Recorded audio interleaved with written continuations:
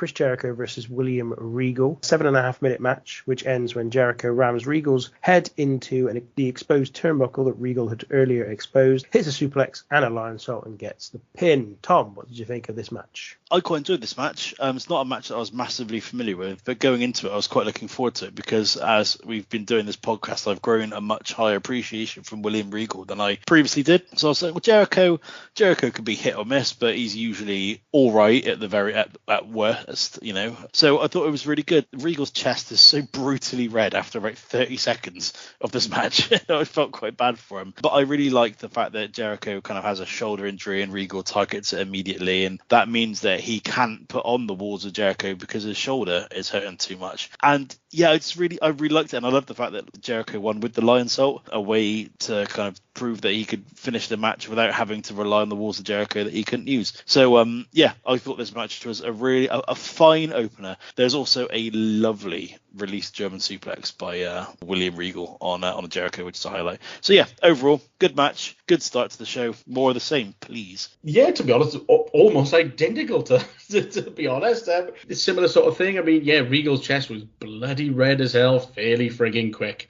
Felt sorry for the poor guy. I mean, the one thing that I totally forgot that Regal used, you know, the Regal stretch for a while. So, you know, it's like a modified STF. And I was thinking, hang on. So this is what John Cena should have been doing all these years. So I did kind of think, wow, okay, that's kind of interesting. Maybe they should have had Regal teach Cena how to do it, but never mind. Yeah, Regal targeting, you know, Jericho's shoulder was good. You know, to try and get the Regal stretch, that was cool. I did have a bit of a chuckle at the finish, I must admit. It looked like William Regal was out of place. I think Jericho was a bit pissed off with that, so he's like, oh, hang on, pick him up. Quick standing vertical suplex. Hey, he's back in position. Lion salt.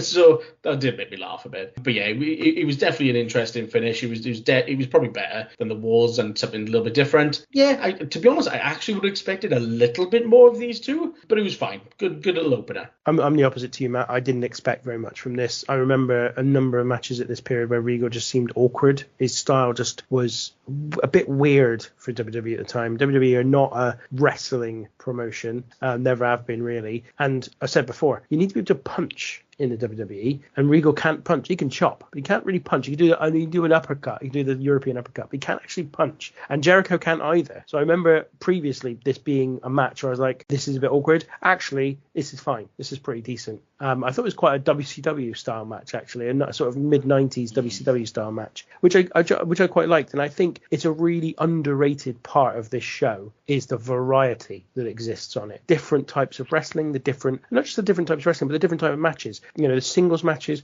there's 6-man tag matches, there's tag team matches, there's 3-way tag team matches, there's a battle royal. They're doing lots of different stuff. They're not just hitting you with one-on-one, you know, which they would become, I think, quite guilty of at times in the future. And they didn't do that here. They kept it really varied and exciting. And so this was a good way to start. That's a really good point, actually. I hadn't really thought about that, but you're right. There's not any two matches on here that are the same, are there? There's a couple of things that are similar, but they're not placed. So, for example, this is relatively similar, although nowhere near as good, for example, as Angle Benoit. But they're not placed next to each other. They're kept apart, and between it, you've got a hardcore match, and you've got a 6-man tag match that lasts 4 minutes, and people, you know, it's got all the brawlers basically, and it's just really well paced and thought about and gone. Actually, we're gonna have Jericho and Regal first because we want to keep it fair way away from Benoit versus Angle because it would just be too similar, and I just really appreciate the thought that's gone into that.